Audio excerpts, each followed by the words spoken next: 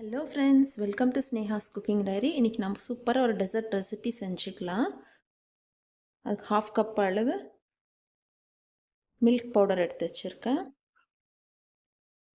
1 cup அளவு மைதா,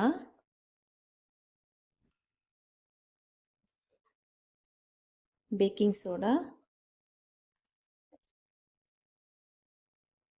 pinch of salt, ஏலக்காய் தூள் மிக்ஸ் பண்ணிக்கலாம். இன்க்ரீடியன்ட்ஸ் எல்லாம் மிக்ஸ் பண்ணிவிட்டு ஆயில் ஊற்றி நம்ம மிக்ஸ் பண்ணிக்கலாம். ஆயில் இல்லைன்னா கீ கூட நீங்கள் ஊற்றிக்கலாம். இந்த டெசர்ட் ரொம்ப டெலிஷியஸாக இருக்கும். குயிக்காக செய்யக்கூடிய ஒரு டெசர்ட் ரெசிபி.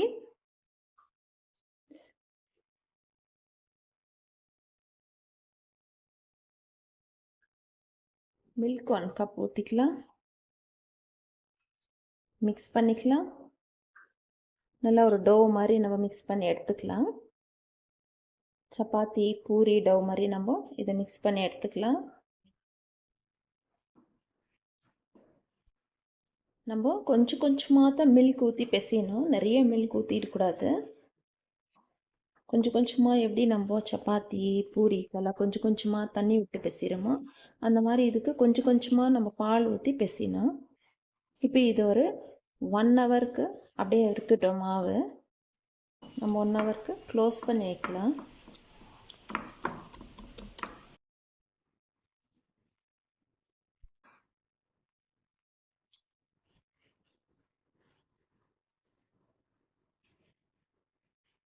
இது 1 ஹவருக்கு அப்படியே இருக்கட்டும். நம்ம மாவு பிசைஞ்சு வச்சு 1 ஹவர் ஆயிடுச்சு.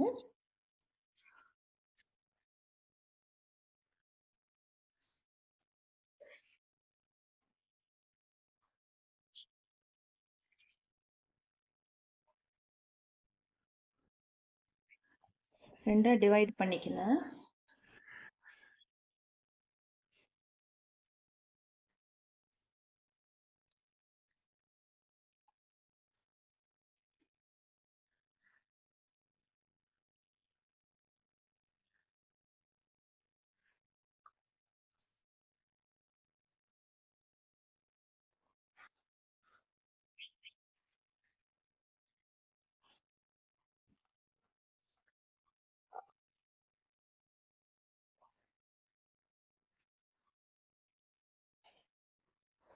நம்மளுக்கு எந்த ஷேப் வேணுமோ அந்த ஷேப் கட் பண்ணிக்கலாம்.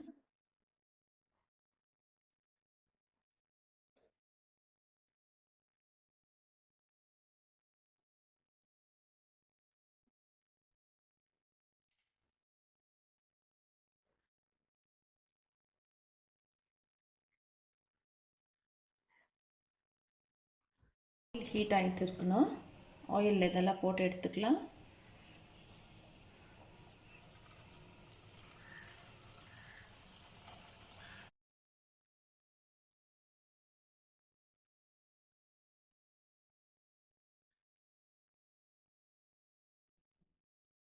நான் கொஞ்சம் கோகோனட் ஆயில் மிக்ஸ் பண்ணேன், அதனால பொங்குது. நார்மல் குக்கிங் ஆயிலே இது செஞ்சுக்கலாம். நல்லா ப்ரௌன் ஆகி வரட்டும். இந்த டெசர்ட் ரொம்ப சிம்பிள், ஈஸியான ரெசிபி. யார் வேணுனாலும் செய்யலாம் ஃப்ரெண்ட்ஸ்.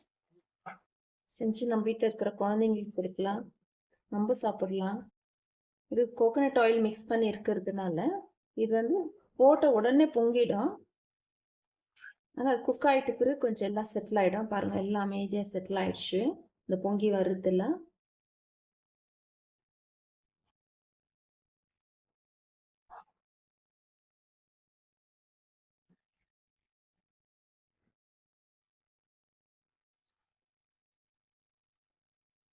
இந்த மாதிரி ப்ரௌன் ஆகி இந்த கலரில் ஆகும். நம்ம ஒரு செட் போட்டோம். இன்னும் இருக்குது, இன்னும் கொஞ்சம் மாவு இருக்குது. இதையும் இப்போ போட்டு எடுத்துக்கலாம். அதே மாதிரி செஞ்சு எடுத்துக்கலாம்.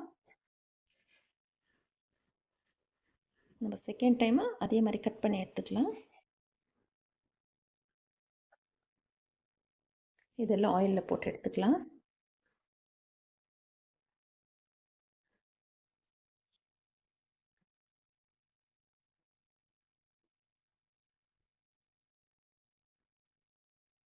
பாருங்க போட்டது எப்படி பொங்குது.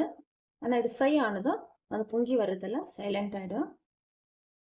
நம்ம சூப்பராக எல்லாத்தையும் ஃப்ரை பண்ணி எடுத்துட்டோம். இப்போது சுகர் சிரப் ரெடி பண்ணிக்கலாம். சுகர் சிரப் செஞ்சுக்கலாம். 200 ml வாட்டர் வச்சுருக்கேன். தண்ணி பாயில் ஆச்சு. 2 ஏலக்காய் போட்டுக்கலாம். சுகர் போட்டுக்கலாம். 200 கிராம் அளவு சுகரு. தண்ணி 200 ml ஈக்குவல் குவான்டிட்டி சுகர் எடுத்துருக்கேன்.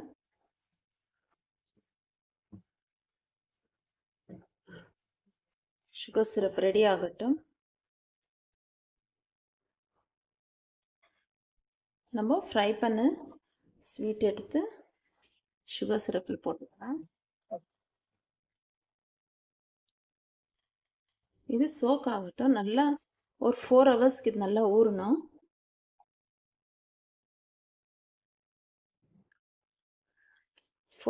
நல்லா ஊறட்டும். ஆஃப்டர் 4 ஹவர்ஸ் நம்ம பார்க்கலாம்.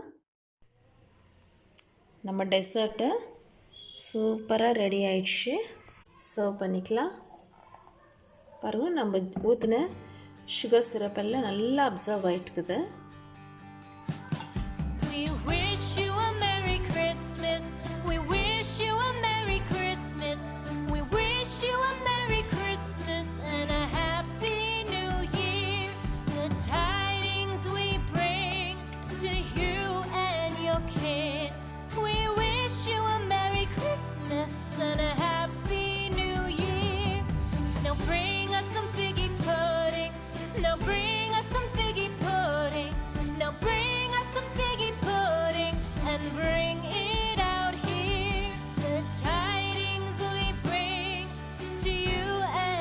ஃப்ரெண்ட்ஸ், நம்ம சூப்பராக டெசர்ட் ரெடி ஆச்சு. நீங்கள் இதே மாதிரி செய்து சாப்பிட்டு என்ஜாய் பண்ணுங்கள். தேங்க்ஸ் ஃபார் வாட்சிங்.